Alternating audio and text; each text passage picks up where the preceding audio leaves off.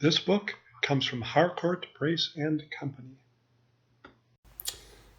Today we're going to read Stellaluna, written and illustrated by Janell Cannon. In preparation for this book, Janell Cannon practiced drawing bats, fruit bats specifically. She made a lot of drawings of fruit bats. Fruit bat likes to eat mangoes. As you'll see, all her practice drawing these beautiful pictures helped her end up with a very beautiful book. Stellaluna by Janell Cannon, written and illustrated.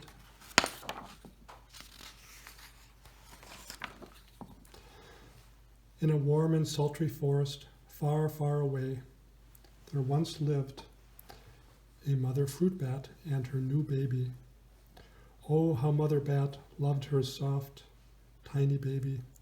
"I'll name you Stellaluna," she crooned. Each night, Mother Bat would carry Stellaluna clutched to her breast as she flew out to search for food.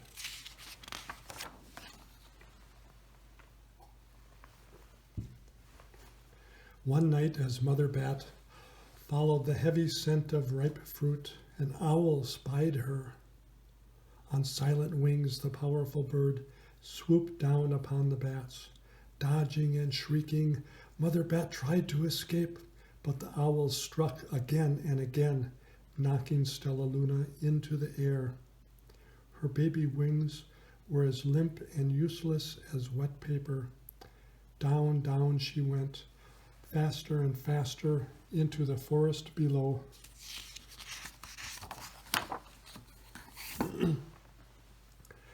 The dark, leafy tangle of branches caught Stellaluna as she fell. One twig was small enough for Stellaluna's tiny feet.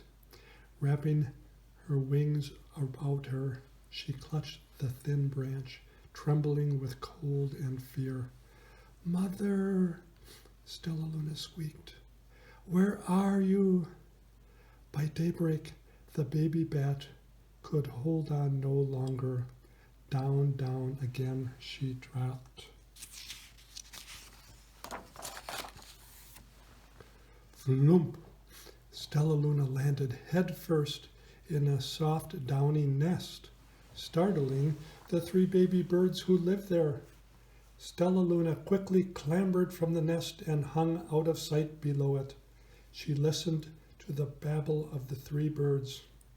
"What was that?" cried Flap. "I don't know, but it's hanging by its feet," chirped Flitter. "Shh! Here comes Mama," hissed Pip.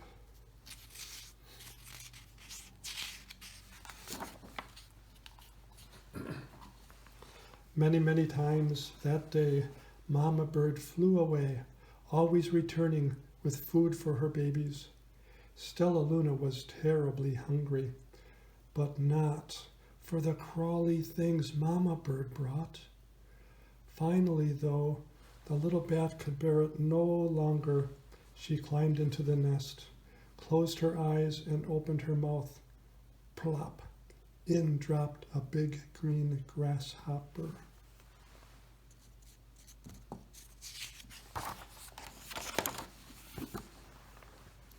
Stellaluna learned to be like the birds. She stayed awake all night and slept. She stayed awake all day and slept at night. She ate bugs even though they tasted awful. Her bat ways were quickly disappearing, except for one thing. Stellaluna still liked to sleep hanging by her feet. Once when Mama was away, the curious baby birds decided to try it too. When Mama Bird came home, she saw 8 tiny feet gripping the edge of the nest. "Eek!" she cried. Get back up here this instant. You're going to fall and break your necks.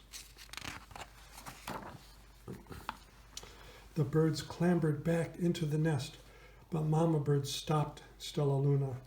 You are teaching my children to do bad things. I will not let you back into this nest unless you promise to obey all the rules of this house. Stellaluna promised. She ate bugs without making faces. She slept in the nest at night, and she didn't hang by her feet. Stellaluna behaved as a good bird should.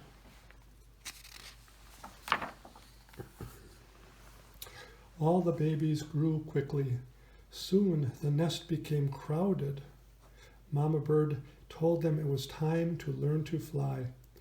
One by one, Pip, Flitter, Flap, and Stellaluna jumped from the nest. Their wings worked. I'm just like them, thought Stellaluna. I can fly too. Pip, Flitter, and Flap landed gracefully on a branch. Stellaluna tried to do the same.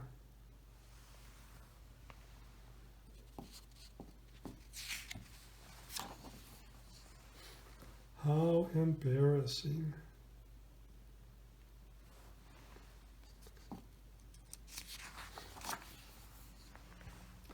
I will fly all day, Stellaluna told herself. Then no one will see how clumsy I am.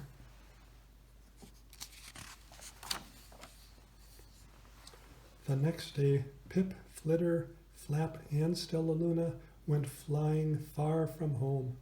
They flew for hours, exercising their new wings. The sun is setting, warned Flitter. We had better go home or we will get lost in the dark, said Flap. But Stellaluna had flown far ahead and was nowhere to be seen. The three anxious birds went home without her. All alone, Stellaluna flew and flew until her wings ached and she dropped into a tree. I promised not to hang by my feet, Stellaluna sighed, so she hung by her thumbs and soon fell asleep.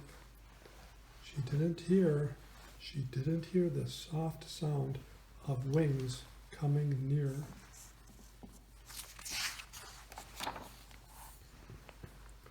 Hey, a loud voice said, why are you hanging upside down? Stellaluna's eyes opened wide. She saw a peculiar face.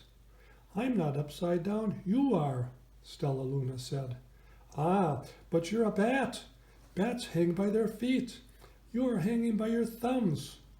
So that makes you upside down, the creature said. I'm a bat. I am hanging by my feet. That's what makes me right side up.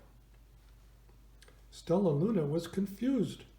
Mama Bird told me I was upside down. She said I was wrong. Wrong for a bird, maybe, but not for a bat.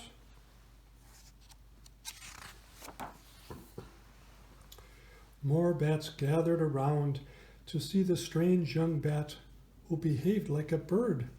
Stellaluna told them her story. You ate bugs? Stuttered one. You slept at night? Gasped another. How very strange, they all murmured. Wait, let me look at this child. A bat pushed through the crowd. An owl attacked you? She asked. Sniffing Stellaluna's fur, she whispered, You are Stellaluna. You are my baby. You escaped the owl, cried Stellaluna. You survived. Yes, said Mother Bat as she wrapped her wings around Stellaluna. Come with me and I'll show you where to find the most delicious fruit. You'll never have to eat another bug as long as you live. But it's nighttime, Stellaluna squeaked. We can't fly in the dark, or we will crash into trees. We're bats, said Mother Bat. We can see in darkness. Come with us. Stellaluna was afraid, but she let go of the tree and dropped into the deep blue sky. Stellaluna could see. She felt as though rays of light shone from her eyes. She was able to see everything in her path. Soon the bats found a mango tree, and Stellaluna ate as much of the fruit as she could hold.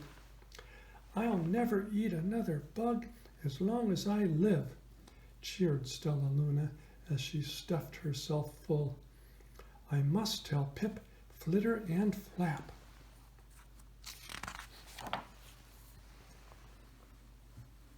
The next day, Stellaluna went to visit the birds.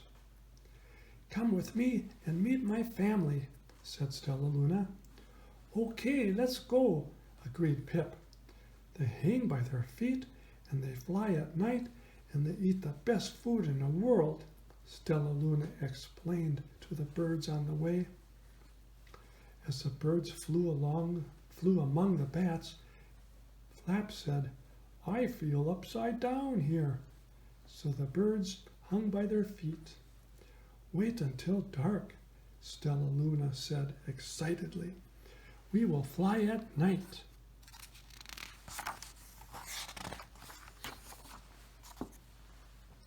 When night came, Stellaluna flew away. Pip, Flitter, and Flap leapt from the tree to follow her. I can't see a thing, yelled Pip. Neither can I, howled Flitter. Aye, shrieked Flap. They're going to crash, gasped Stellaluna. I must rescue them. Stellaluna swooped about, grabbing her friends in the air. She lifted them to a tree, and the birds grasped a branch. Stellaluna hung from the limb above them.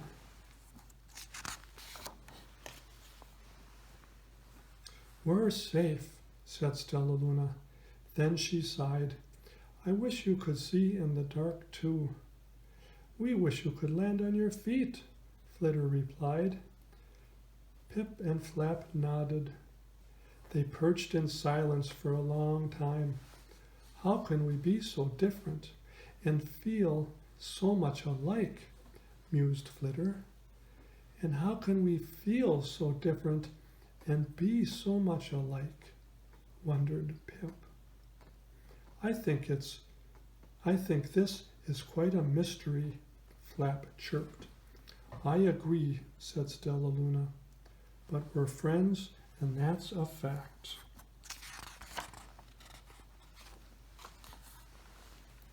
That is the end. And in this book, Janell Cannon has interesting facts about bats. This shows a diagram of a bat's arm and his hand, and the hand actually is part of the wing. And over here, it talks about the fruit bat sometimes being called a fox bat because their faces are so similar. So this book was Stellaluna by Janell Cannon, and if you really liked it, maybe you can go to the library and check it out. Bye.